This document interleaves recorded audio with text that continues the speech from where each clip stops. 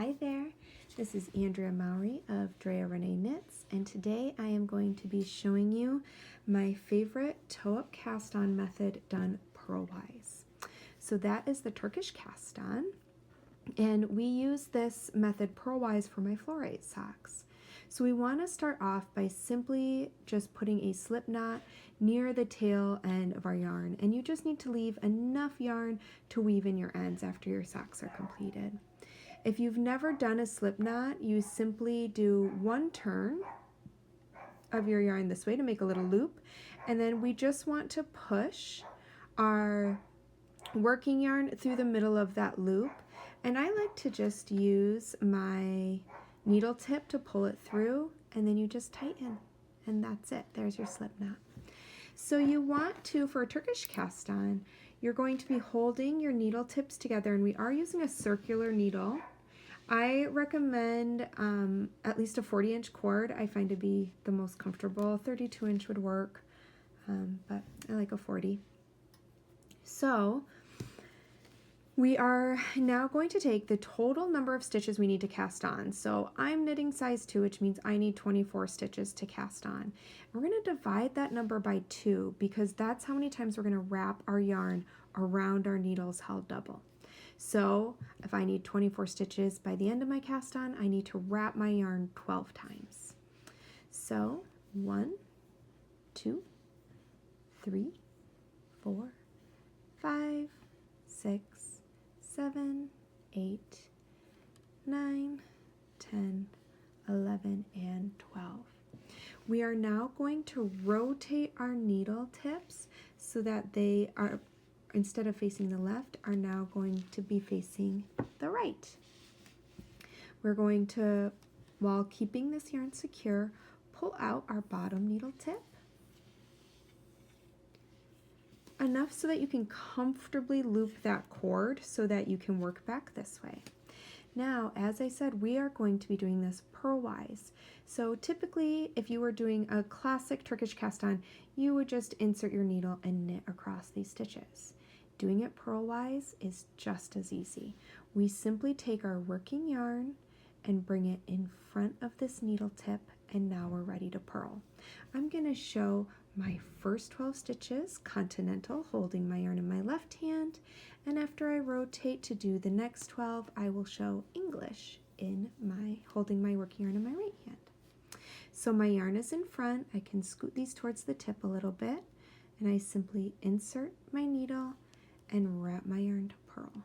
So that is stitch number 1. And I'm just going to do that all the way across. 2,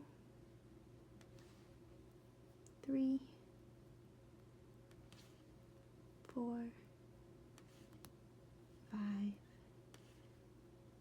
6, 7, 8, 9, 10, 11, and 12. We can now bring our needle back in. So I'm just pulling on that cord so that this needle tip is equal with my other one. And now all we're going to do is again rotate. So again our needles are facing to the right. And now I'm ready to purl my other 12 stitches. So as I said, I will do this English style, holding my working yarn in my right hand. This little slip knot, you can just go ahead and drop him off. We don't need him anymore. We can kind of keep him taut so that we keep our stitches nice and tight. I'm going to bring that bottom needle out, and I'm now ready to purl across this top needle. So I insert that first stitch,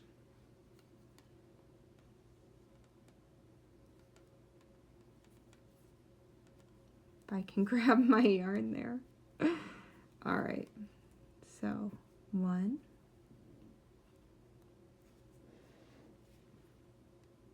2, 3, 4, 5, My little tail's trying to get into the action. We'll just pull him down a little. There we go. 6, 7, 8, 9, 10, 11, and 12. I've now have all 24 of my stitches cast on and ready to go for my toe up sock. Most patterns will at this point have you work one more round, so working across all of your stitches to really establish that cast on. So I'm going to do that for you just so you can again see.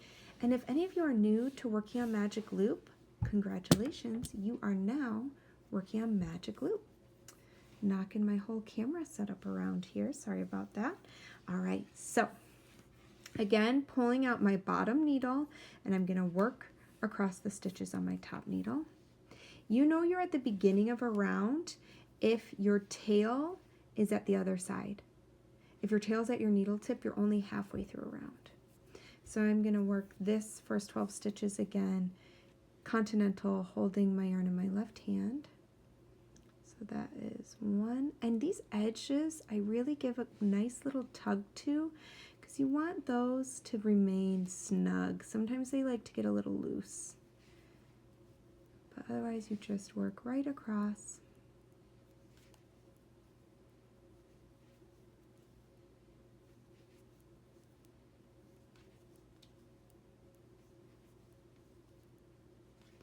And when you finish one set, you simply pull the needle that is loose back in and then rotate your needles to the right so that the needle you weren't using is now at the bottom. So we're rotating towards that needle. And you see how now my tail yarn is at my needle tip, so that tells me I'm only halfway through the round. So again, I will do this English style.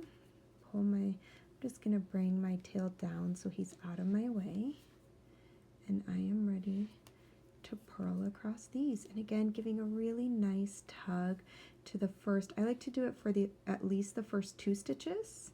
If you only do it to the first one, sometimes you can get a laddering effect. That second stitch really helps even out your tension.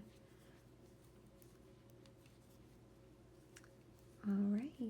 So the Fluorite socks are knit completely inside out, and that is so that you don't have to do a whole bunch of purling. We want the body of the sock to be in reverse stockinette because that's what helps create a really cohesive fade. But most of us don't want to purl an entire pair of socks.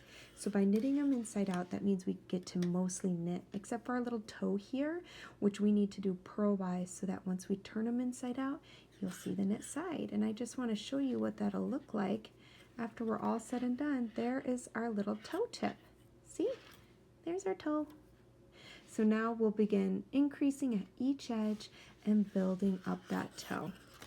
I hope you found this helpful, and I can't wait to see the beautiful socks you create.